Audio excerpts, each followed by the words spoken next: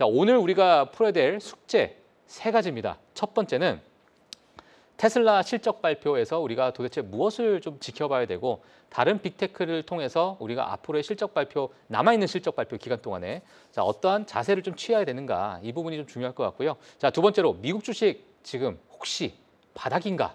라는 부분, 그리고 바닥이라면 어떤 신호들이 좀 나왔으며 만약에 바닥이라면 우리는 어떤 자산에 또 집중을 해야 되는가? 자, 이 부분을 오늘 같이 풀어보도록 하겠습니다.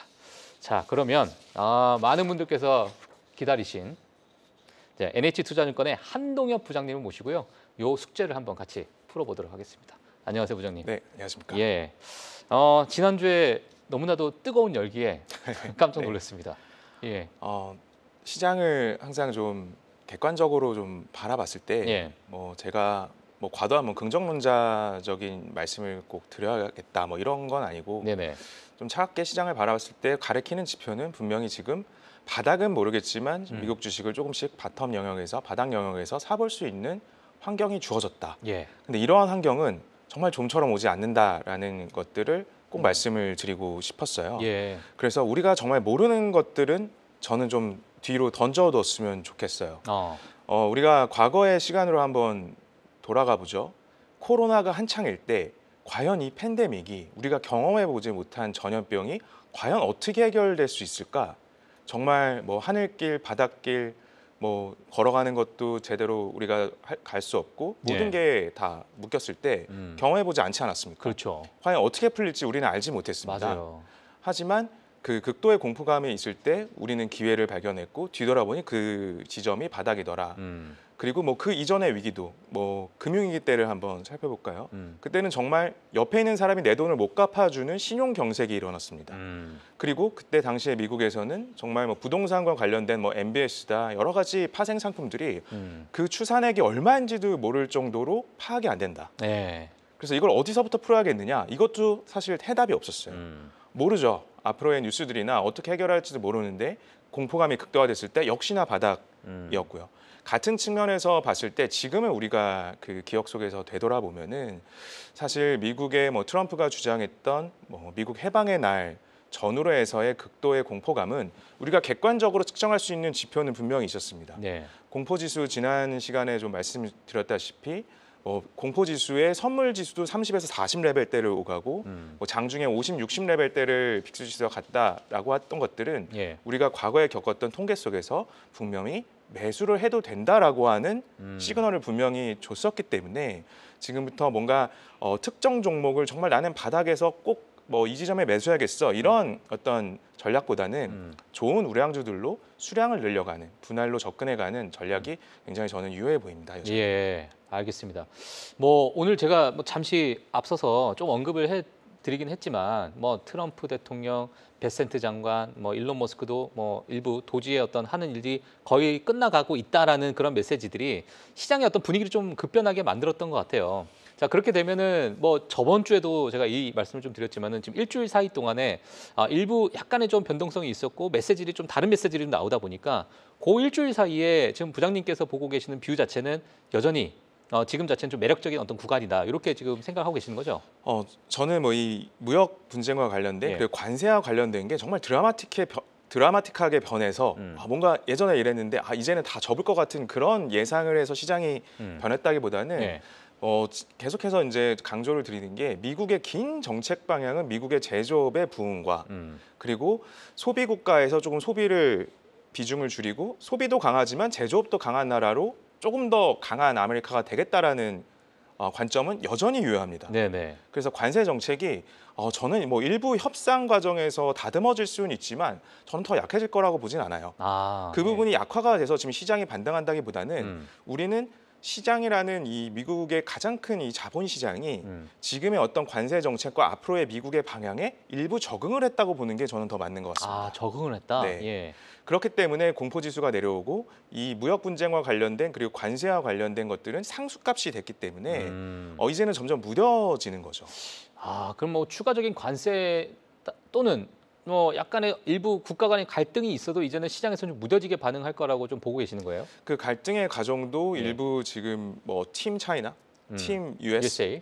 이렇게 해서 정말 아예 우방국들을 섭외 포섭하려는 그 움직임들이 굉장히 빠르게 나오고 있고 네네. 그런 과정 속에서 조금 스트레스가 완화되고 있는 거죠. 네. 근데 명확히 우리가 주지를 해야 되는 점은 지금의 과정이 우리가 그동안 경험했던 신용 경색이 일어나고 자본시장이 정말 메커니즘이 제대로 작동하지 않고 또는 팬데믹과 같이 우리의 생활이 정말 꽉 막히는 그런 과정은 아니라는 것을 우리는 다시 한번 주시해야 되고 그 결과는 사뭇 다르다는 겁니다. 네. 그리고 과거에 우리가 경험했던 금융시장의 급변 상황과 대비해서 지금의 시장은 더욱더 빨라지고 미국에서 나온 정보들이 실시간으로 정말 뭐 거의 시간 격차 없이 레이턴시 없이 전 세계로 전해지기 때문에 예. 뭔가 나빠지기 이전에 금융시장이 먼저 반영을 하고요. 네. 뭔가 미국의 신뢰를 좀 잃을 것 같아라면 국제시장이 반영을 해서 뭔가 뭐 미국의 정책 위반자들이 먼저 손을 쓸 수 있게끔 하는 거죠. 그러니까 정말 경제 위기나 뭔가 대단한 크라이시스가 발생하기 이전에 금융시장이 먼저 알람을 하고요. 까나리아처럼 예. 그거에 대한 반작용이 일어나기 때문에 사실상 우리는 굉장히 그런 어떤 이슈들이 현실에서 그 위기가 발생하기에는 좀 어렵다. 예를 들어 이런 거죠. 어떤 친구가 정말 공부를 안 해요. 너는 좋은 대학 못 갈 거야. 예. 계속 얘기를 합니다. 너는 좋은 대학 못 갈 확률이 거의 80%야. 그럼 그때부터는 조금이라도 노력을 하겠죠. 예. 그렇기 때문에 뭔가 계속 알람을 주는 기능을 자본시장이 하고 있고 우리는 그 자본시장을 통해서 충분히 그 공포감에 질린 객관적인 지표를 봤다면 거기서는 조금 더 다른 생각을 하는 게 어떤 매수의 기회를 조금씩 봐가는 게 네. 훨씬 더 우리한테 건강한 생각 아닌가라는 말씀을 드리고 싶습니다. 알겠습니다. 자, 오늘 좀 본격적인 이야기, 이제 시장 분위기나 지금 어떤 부장님의 뷰를 이제 들어봤는데요. 오늘 테슬라 실적 발표, 오늘 아침부터 제가 바빴다는 얘기를 들었습니다. 예, 그 컨퍼런스 콜도 다 들으셔서 또 많이 이제 기록을 좀 하셨는데 오늘 테슬라 컨퍼런스 콜을 들으시면서 어떤 생각이 드셨고 지금 테슬라에 대해서 어떻게 생각하고 계세요? 예. 저는 뭐 테슬라 같은 경우에는 뭐 워낙 제가 테슬라를 좋아하기도 해요. 예. 그러니까 저는 뭐 테슬라를 좋아하기 이전에 뭐 테슬라뿐만 아니라 우리의 삶을 바꿔가는 기업에는 분명히 우리 투자에 포석이 깔려 있어야 된다라고 봅니다. 네. 뭐 앞으로 실적이 나온 알파벳도 그렇고요, 뭐 테슬라도 그렇고, 뭐 아마존도 마찬가지고 미국의 M7이라고 불리우는 기업들 그리고 뭐 중국의 트래픽 10이라고 불리우는 기술 기업들은 우리가 돈을 벌 수 있는 AI 시대에 돈을 벌 수 있는 거의 유일한 그 어떤 전략 중에 하나예요. 전략 기업 중에 하나이기 때문에 네. 굉장히 항상 주목을 해야 되는데 실질적으로 이것도 어떤 시장의 알람 기능이 작용을 했던 거죠. 테슬라에 대한 실적은 뭐 딜리버리 인도량 나올 때부터 안 좋을 거란 거는 다 알고 있었어요. 다 알고 있었죠. 모두가 다 알고 있었죠. 너는 실적 안 좋을 거야. 너무 디테일하게 나와요, 또 네. 테슬라는. 그렇기 때문에 사실 예. 그런 부분들이 시장에는 이미 다 소화가 된 것이고 그래서 사실 실적 발표 그 컨퍼런스 콜 이전에 장마감하고 실적이 먼저 나왔거든요. 항상 먼저 나옵니다. 예. 그 이제 공시가 먼저 되고 컨퍼런스 콜을 하는데 그 실적을 안 좋은 걸 봤음에도 불구하고 주가는 빠지지 않았어요. 맞아요. 오히려 강보합에서 시작을 했고 예. 제가 컨퍼런스 콜에 참여했던 6시 반부터 8시까지 진행이 되면서 오히려 시장의 힌트들을 찾아가면서 주가는 굉장히 좋은 모습을 보였죠. 그렇기 때문에 저는 이러한 모습들이 많은 빅테크 기업들에서 많이 보여질 거라고 생각이 듭니다. 그 컨퍼런스 콜을 다 들으셨을 때 네. 부장님께서 이 부분은 이거 그러니까 이상하다가 아니라 이 부분에서 뭔가 테슬라의 어떤 전환점이 좀 생길 것 같다. 가장 좀 인상 깊게 받았던 점이 어디였어요? 저는 이 테슬라를 다시 표현할 때 뭐 어게인 테슬라, 뭐 제가 앵커님한테 보내드렸던 예. 그 정리 자료도 제목을 어게인 테슬라라고 했는데 그 주요 포인트 중에 하나가 아무래도 자율주행이겠죠. 비감독 자율주행입니다. 항상 신기술이 우리 생활로 들어올 때 뭐 AI가 공표되고 또는 비트코인이라는 블록체인이라는 개념이 들어왔을 때 가장 그 폭발적으로 상승하고 우리가 관심을 가져야 되는 그 포인트, 그 티핑 포인트는 유즈 케이스예요. 그러니까 실생활로 우리가 진짜 쓰네. 실생활로 내가 블록체인을 사용해서 너무나 편하네. 또는 내가 운전을 하는 대신 자율주행에 맡기고 내가 다른 작업들을 수행할 수가 있네. 이런 것들이 생활로 들어와야 되거든요. 근데 오늘 컨퍼런스 콜에서 그동안 약속을 했었던 실제로 오스틴에서 비감독 FSD를 올해 6월부터 실행을 할 것이고 실질적으로 이게 규제 허가에 대한 문제지 전체 도시에서 할 수 있다. 또는 컨퍼런스 콜을 자세히 들어보시면 사실 중국에 대한 그 도로 데이터나 맵 데이터는 굉장히 열악하단 말입니다. 근데도 지금 테슬라가 주장하고 있는 굉장히 일반적인 케이스들, 어떤 룰을 정해서 이런 경우에는 좌회전해야지, 이런 경우에는 브레이크를 밟아야지 이런 것이 아니라 예. 진짜 다양한 데이터를 기반으로 한 사례를 바탕으로 학습해서 그 판단을 하는 일반적인 어떤 자율주행의 그 띠으로는 중국에서도 가능하다. 그리고 유럽에서도 가능하다. 어떤 도로에서도 가능하다라고 다시 한번 시장에 확인을 해줬기 때문에 예. 그 부분이 우리가 직접적으로 올 여름에 뜨거운 여름에 만날 수 있는 인류의 어떤 한 단계의 진보 과정이라고 보거든요. 그 부분이 굉장히 저는 첫 번째 포인트가 있었다라고 보고요. 그 부분이 첫 번째 포인트였다. 그리고 두 번째는 예. 제가 2, 3년 전에 이 사이버 트럭이 처음 그 모델이 공개가 되고 네. 그 굉장히 희한하게 생기지 않았습니까? 그렇죠. 네, 자동차 이렇게 삼각형으로 생겼습니다. 맞아요. 그 삼각형으로 생긴 그 사이버 트럭이 굉장히 우리가 처음 보는 형태의 자동차지만 이게 처음 보는 그 앞으로 사이버 트럭만 이렇게 세모처럼 생기지 않을 거라고 제가 말씀을 드린 적이 있어요. 아 그래요? 네. 예. 그 이유는 그 사이버 트럭을 만드는 공정이 정말로 그 철판을 접는 거거든요.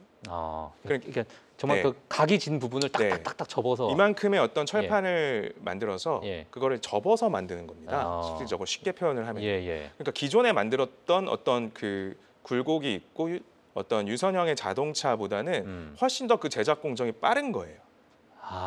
그래서 실질적으로 테슬라의 그 컨퍼런스 콜을 듣다 보면은 예. 앞으로 나올 이제 저가형 모델, 네. 사이버 캡이라고 이제 불리는 유사하다고 이야기를 하는데 그 사이버 캡의 형태도 그 사이버 트럭과 굉장히 좀 유사한 형태를 갖고 있습니다. 그러다 보니까 전 세계에서 뭐 포드 이후로 가장 그 수직 계열화돼 있고 포드가 인류의 어떤 진보 생산의 폭발적인 향상을 연거는 컨베이어 벨트였잖아요. 저는 그에 준한다고 봅니다.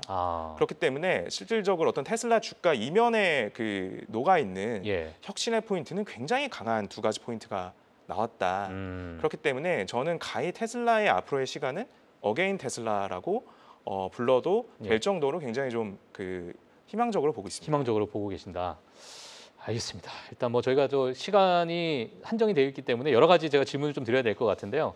지금 시장 분위기가 일부 급변하고 있는 상황 속에서 자 우리가 좀 매력적으로 지금 시장의 어떤 밸류에이션 특히나 지금의 어떤 가치를 좀 느끼는 분들은 좀 매력적이다 느끼신 분들은 내가 도대체 어떤 자산을 좀 가져가야 될까에 대한 궁금증이 있을 것 같아요. 마냥 뭐 그냥 뭐 S&P 500을 가져가야 되는가 아니면 뭐 채권을 가져가야 되는가 여러 가지 좀 이유가 있을 것 같은데 어떤 자산을 우리가 좀 집중해야 될까요? 네, 그 지금의 예. 시간은 저는 체리 피킹할 수 있는 시간이라고 봐요. 체리 피킹. 네. 예. 혹여나 예를 들어 그 우리가 지난 그 바닥에서 이제 급등이 나왔던 관세 유예가 돼서 급등이 나왔던 시기를 다시 네. 한번 뭐 하향 돌파하는 이슈가 생겼다. 뭐 예를 들어 6월달에 관세 유예를 했던 게 좀 번복이 되거나 뭔가 미중 무역 분쟁이 더 첨예하게 치닫는 상황까지 가서 주가가 더 하락한다고 하면 역시나 그 부분도 계속해서 우리는 기회의 영역으로 봐주는 게 굉장히 저는 아직도 유효할 것 같고요. 그래서 지금의 시간을 반문하시는 대부분의 질문이 이런 거예요. 지금 변동성이 굉장히 큰 것 같다. 그렇죠. 앞으로의 뉴스들을 예측하기가 어렵다. 그래서 저는 변동성이 굉장히 크기 때문에 좀 지켜볼래요. 좀 빠져 있을래요 시장과. 이런 그 생각을 가시는 분이 굉장히 많아요. 근데 저는 성공하는 투자를 하기 위해서는 정반대로 해야 된다고 생각합니다. 변동성이 굉장히 커질 때, 예. 빅스 지수와 같은 공포 지수가 굉장히 커질 때는 매수의 관점으로 접근해야 되고요. 오히려 변동성 지수가 굉장히 낮아지고 시장에 아무 일도 없고 지수가 누구나 다 환호할 때는 맞아요. 오히려 매도의 시점으로 보는 게 예. 저는 정확하다고 봅니다. 예. 그래서 저는 지금의 시기를 한마디로 좀 표현을 하자면 지금 장표에 나오고 있는데 티핑 포인트라고 생각을 해요. 이 말콤 글래드웰이라고 하는 캐나다의 그 저널리스트가 뉴욕 타임즈가 선정한 굉장히 다양한 베스트셀러를 배출했던 작가인데 네네. 이 티핑 포인트의 개념이 저 가운데 사진에 이렇게 그 변곡점을 지나면 이제 올라가 있는 돌이 무겁지 않고 이제 내려올 수가 있는데 그렇죠. 사실 저 변곡점 역치값을 지나기 이전까지 굉장히 힘들고 굉장히 큰 두려움을 갖고 있다는 거죠. 네. 근데 저 지금 언덕을 우리가 공포 지수라고 한번 생각을 해볼까요? 저는 그 최악의 어떤 공포 지수는 지금 상황에서 한번 지나간 것 같거든요. 그러니까 지금 주가가 바닥에서 굉장히 강하게 올라오는 최고점 찍었을 때. 네. 예. 그런 과정을 지금 겪고 있는 거거든요. 근데 지난 시간에도 말씀드렸지만 우리가 미국 주식을 대할 때는 아마 미국 주식을 한 10년 이상 하신 분들은 좀 드물 거예요. 근데 미국 주식을 이기는 우리가 미국 주식에서 좀 더 편안하게 뭐 잘 때 발 뻗고 자고 음. 굉장히 장기간 좋은 성과를 얻기 위해서는 우량주를 포트폴리오로 빠질 때마다 수량을 늘려가는 전략을 반드시 해야 되거든요. 아, 그러니까 마치 우리나라 증시에 대응한 것처럼 이 뉴스에 이런 대응, 저 뉴스에 저런 대응 예. 하는 증시의 스타일이 미국은 아닙니다. 약간 정립해 나가는 그런 스타일이 좀 맞습니다. 맞는가요? 그렇기 예. 때문에 한두 종목을 고른 게 아니라 저희 좋은 포트폴리오로 구성된 우량주를 위기 때마다 지금 박앤셀 구간이야. 그러니까 이렇게 좀 정리를 해드리고 싶어요. 미국 주식은 좋은 우량주 포트폴리오로 팔지 않아야 되는 고민을 해야 되는 시장입니다. 아, 정답이네요. 정말. 예. 이거는 계속해서 어떤 산업 속에서 새로운 신기술을 리딩하는 기업이고 그런 포트폴리오로 내가 꽉 차 있어 라고 한다면 계속해서 그 기업들은 정해진 그 희소한 주식 속에서 예. 우리나라처럼 과도하게 유상증자를 해서 주식수가 늘어나거나 이런 경우가 특히 없거든요. 반대의 경우가 많죠. 오히려 돈을 많이 벌면 그 번 돈으로 자사주를 소각합니다. 네. 그러니까 그 돈 잘 버는 기업의 주식수는 줄어드는 경향이 미국에 많아요. 주주 환원율도 굉장히 높고요. 그렇기 네. 때문에 오히려 그 희귀한 성장주에 대한 주식을 빠질 때 모아가는 전략으로 팔지 않아야 되는 이유들을 확보하는 게 예. 미국 주식의 핵심 키라고 저는 설명드리고 싶습니다. 요거 하나 제가 좀 질문 드리고 싶은데요. 이제 우량주, 그러니까 지금의 어떤 시점에서 우량주를 조금씩 체리 피킹이라는 단어를 좀 쓰셨는데 기업마다 약간의 좀 지금까지 어떤 궤적을 보게 되면은 일부 투자자분들은 엔비디아는 좀 약간 좀 비싸지 않나? 뭐 테슬라의 PR을 보게 되면 좀 비싸지 않나? 뭐 여러 가지 그러한 어떤 본인들만의 어떤 기준점을 좀 삼아서 보기도 하고 뭐 예를 들면 알파벳은 과거에 비해서는 그래 조금 저렴해진 것 같아. 뭐 이렇게 또 평가하시는 분들도 계실 것 같은데 부장님께서 보시기에는 지금 M7이라는 어떠한 우리 대한민국의 많은 투자자분들이 좋아하는 요 종목들을 봤을 때 이 M7 전체 다 우리가 지금쯤은 다 담아도 되는 구간이다. 아니면 일부 좀 차이점이 좀 있을 것 같다. 뭐 네. 어떻게 보고 계십니까? 우선 먼저 그 질문에 대한 답부터 말씀드리면 네네네. 엔비디아 굉장히 지금 싸고요. 그렇죠. 네, 싸죠. 굉장히 예. 싼 영역이라고 저는 예, 생각하고 예. 뒤에서 자료는 근거 자료들은 보여드리겠습니다. 예. 지금 S&P 500보다는 기술주 위주의 나스닥이 훨씬 쌉니다. 그 자료부터 먼저 보고 네, 좋습니다. 가시죠. 예. 지금 먼저 M7의 밸류에이션을 먼저 말씀을 드리고 싶은데 그 M7 기업들의 이제 선행 그 앞으로 벌어들일 돈에 대한 얼마의 그 값어치 곱셈을 줄 수 있느냐 예. PER로 보면은 사실상 지금의 레벨은 23년도 1월 그러니까 그때는 이런 그 이슈가 화제였어요. 관세가 아니라 경기 침체, 경기 둔화. 그래서 굉장히 그 시장 그 경기에 대한 두려움이 극도로 높아졌을 때 예. 그리고 저 뒤에 20년 초로 가면은 코로나 때. 그때만큼 지금 하락폭이 심합니다. 야. 그러니까 하락이라는 표현보다는 속락이라고 표현을 해요. 굉장히 빠르게 빠졌다. 그 속도는 그 이틀 연속 사실 지수가 4% 이상 빠진 거는 역대 거의 찾아보기 힘든 케이스 중에 하나였었거든요. 역대 미국 경제사에서 보면 5위급이었어요. 그만큼 지금 많이 빠졌다라는 것들을 좀 지표로 보여드릴 수 있고 예. 나스닥 PER의 5년 정규 분포를 보면은 제가 지난 시간에 이제 정규 분포를 갖고 개념을 말씀드렸는데 지금의 하락 수준은 -2 스탠다드 디비에이션이에요. -2 정규 분포. 그러니까 95% 이상에 지금 와 있는 거죠. 가운데 에버리지에서 정말 드문 구간에 있다는 얘기죠. 굉장히 그 극단값으로 지금 가 있는. 극단값으로 왔다. 네, S&P 500을 볼까요? 예. 한 -1 정규 분포 수준에 있습니다. 그러니까 조금 이상하네요. 그러니까 뭐 제조업이 조금 더 많은 S&P 500이 관세 영향을 더 많이 받을 텐데, 그럼 더 많이 빠졌어야 될 텐데 예. 보니까 기술주가 이렇게 한번 생각해 보죠. 구글이 뭔가를 제품을 만들어가지고 중국에서 수입해가지고 뭐 어디서 하는 게 아니잖아요. 수출하는 것도 아니고, 예. 근데 기술주가 이만큼 더 많이 빠졌다라고 한다면 지금 나스닥은 더 과매도가 S&P 500보다 저는 심하다라고 좀 말씀을 드리고 싶어요. 네. 그렇기 때문에 앞으로 우리가 지금의 과정에서 변화하기 굉장히 좋은 시기거든요. 네네. 왜냐하면 내가 가진 주식이나 남이 가진 주식이나 그리고 포트폴리오로 끌었던 주식이나 다 같이 땅바닥에 떨어져 있습니다.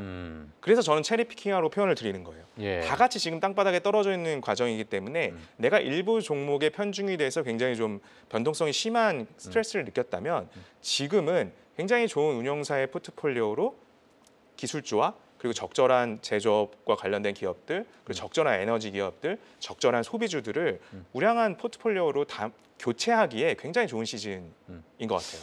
제 바구니는 좀 작거든요. 네. 뭐부터 주어야 됩니까? 바구니가 뭐 자산의 네. 여러 가지가 좀 있을 것 같은데 뭐 여러 가지 종류가 있을까요? 뭐 어떻게 봐야 될까요? 우선 먼저 이제 미국 본토에서도 네.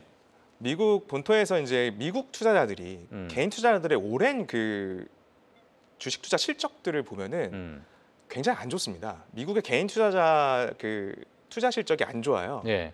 그런 이유가 한두 종목에 편중된 그 편향성을 많이 보이기 때문이거든요. 예. 그러니까 그 나라 국민이라고 해서 그 나라 주식을 또 잘하는 게 아니에요. 그러니까 결국에 핵심은 포트폴리오로 가져가야 되는데 뭐 금액이 작다고 하면은 가장 좀 편하게 접근할 수 있는 건 이제 ETF가 ETF가 네, 예. ETF가 될 거고 네. 조금 여유가 있다라고 하면은 전문적인 운용사를 통한 관리가 되는 우량주 포트폴리오를 가져가는 게 예. 훨씬 중요할 것 같고요. 되게 재밌는 사실을 하나 말씀드리면 피터 린치라고 하는 정말 전설적인 펀드 매니저가 한 70년대 초반부터 90년대까지 한 20년 가까이 마젤란 펀드라고 하는 한 2,800%가 났어요. 예. 한 거의 29배가 오른 거죠. 예. 투자를 하고 계속 있었으면. 근데 그 펀드에서 과연 가입자가 손실이 날 수 있을까? 절반 이상이 손실입니다. 아, 그래요? 네, 마젤란 펀드의 절반 이상의 투자자가 손실이에요. 그런 이유가 오를 때 증시가 누구나 환호할 때 추가 매수나 금액을 많이 태우고 공포에 사로잡힐 때 나는 도망가야겠어 팔고 이런 경우가 마젤란 펀드 가입자한테 대다수였기 때문에 예. 실질적으로 마젤란 펀드의 장기 성과는 2,800%라는 경이로운 수익률을 기록하고 있지만 거기에 참여한 투자자들은 역사에 반복했던 과오들을 예. 똑같이 되풀이하고 있는 겁니다. 우리가 경험하고 있는 크라이시스나 어떤 하락의 이유는 그때그때마다 다 다릅니다. 2년 뒤엔 또 다른 이유가 등장할 거고요. 5년 뒤에 또 다를 거고 네. 코로나 뭐 예를 들어 경제 위기 여러 네. 가지 뭐 피그스 효과 위기 그때그때 다른데 네. 똑같은 건 단 한 가지가 있습니다. 투자자의 심리죠. 그래서 투자자의 심리와 한쪽으로 몰리는 어떤 편향성을 굉장히 우리는 잘 봐야 되고 이번 하락 때도 그런 경향은 충분히 나왔다라고 저는 생각이 듭니다. 네, 알겠습니다. 자, 일단 뭐 지금 시간이 얼마 안 남아서요. 뭐 한 1분 정도가 남은 것 같은데요.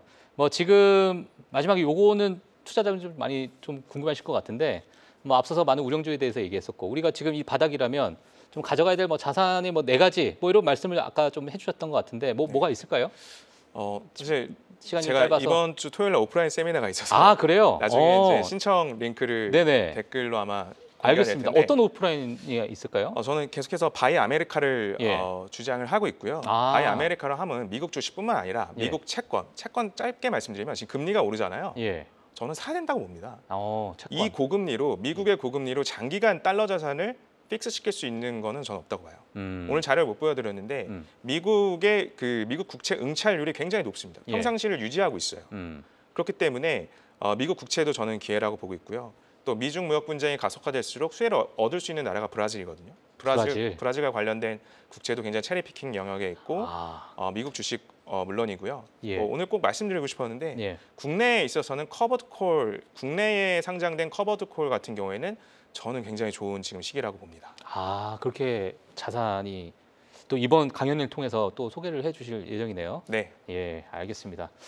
자, 오늘 저희 또 NH투자증권 한동혁 부장님을 모시고 테슬라 실적 발표 그리고 지금의 어떤 매력적인 미국 시장에 대해서 이야기를 해봤습니다. 저희 다음 주 저희가 또 부장님 모시고 또 이야기를 해보도록 하겠고요. 저 강연에 또 있다 보니까 이 부분도 좀 체크해 주시면 될 것 같습니다. 그럼 다음 주에 뵙도록 하겠습니다. 감사합니다. 네, 감사합니다. 네. 네, 프리마켓 뉴욕은 여기까지입니다. 오늘 준비한 내용은 다 전해드렸는데요. 지금 시장 자체가 악재도 있고 물론 호재도 있는 그런 시장 속에서 이번 주 또 어떻게 또 진행될지 저희 프리마켓 뉴욕에서 또 뉴스를 모아서 또 전달해 드리도록 하겠습니다. 자, 오늘 여기서 마치도록 하겠고요. 저희는 내일 7시에 찾아뵙도록 하겠습니다. 시청해 주신 여러분 감사합니다.